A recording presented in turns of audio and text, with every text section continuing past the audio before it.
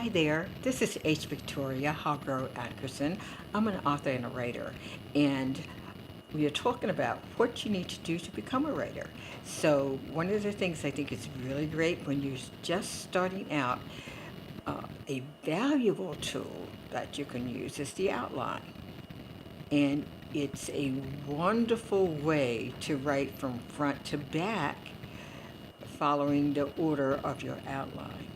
It's also a great idea to use that outline as an intense guide by uh, writing a synopsis of each chapter and each topic that you have on your outline. That'll help to steer you to the ending because you're going to write from beginning to end.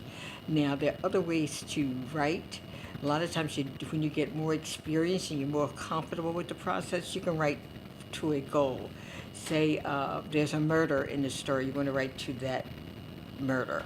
And then you want to write to the ending, which may be the resolution or non-resolution of that crime. You may want to do it that way. You write into the story to a goal and then write out of the story to another goal. So it's really important that you see where you're going. It's like a roadmap, and that's what I always think of as my outline. It's a roadmap to tell me which way I'm going and how I'm going to get there. Isn't that cool? So try writing each chapter out in outline form, and each chapter as a short little explanation so that you'll know when you're writing how to develop that particular chapter. Now, you can even break those topics down into deeds or accomplishments, tasks that must be done within that chapter. You can do it any way you want to. You don't have to follow any particular order, but it's just a great tool to use. Another element of great writing is to do the research and then keep that research with you while you're writing and make it available to you in your writing place. And also your reference books, whatever they are, surround yourself with those. You can refer back to them occasionally. And one of the things I love to do is to surround myself with pictures of what I'm writing about.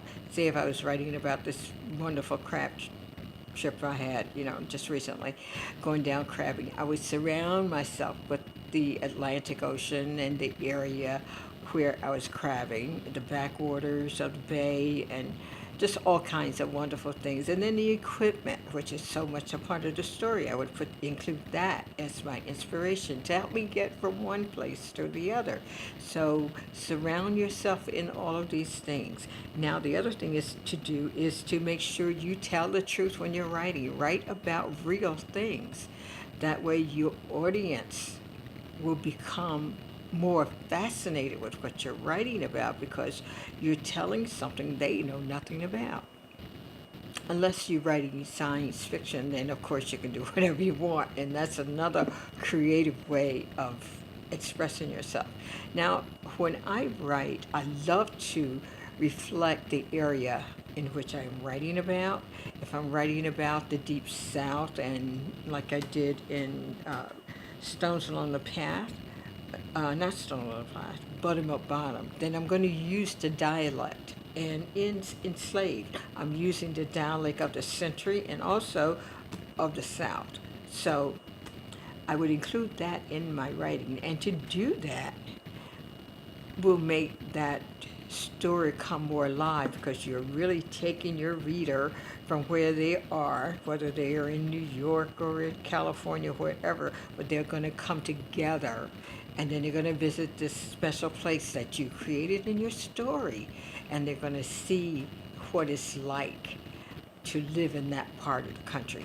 That part of writing is great. I love it. And it's something that you always want to pay attention to. The same way if you're doing something, if you're doing a book about hip hop, you want to include the slang. What would a book about hip hop be if you didn't have the slang and common usage? And be sure to absorb yourself in the culture.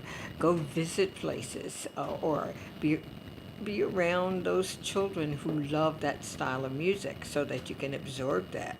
It is first-hand knowledge, and it is true information that you're going to record in your book. So enjoy this process. It's amazing, it's great, and it's there for you whenever you want.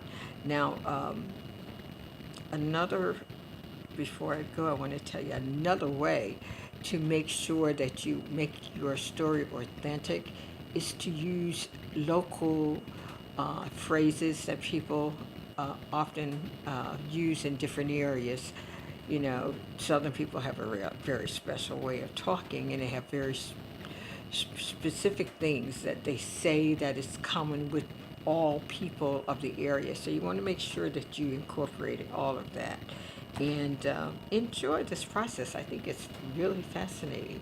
Now, when you get a chance, I want you to do me a favor and go to the bookstore and look up this wonderful book.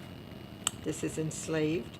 Book cover was done by my brother, Louis Hargro, a fabulous artist. Pick that up. It's a great story.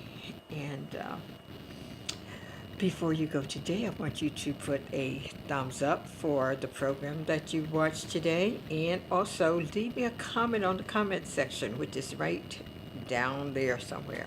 Just write me a note.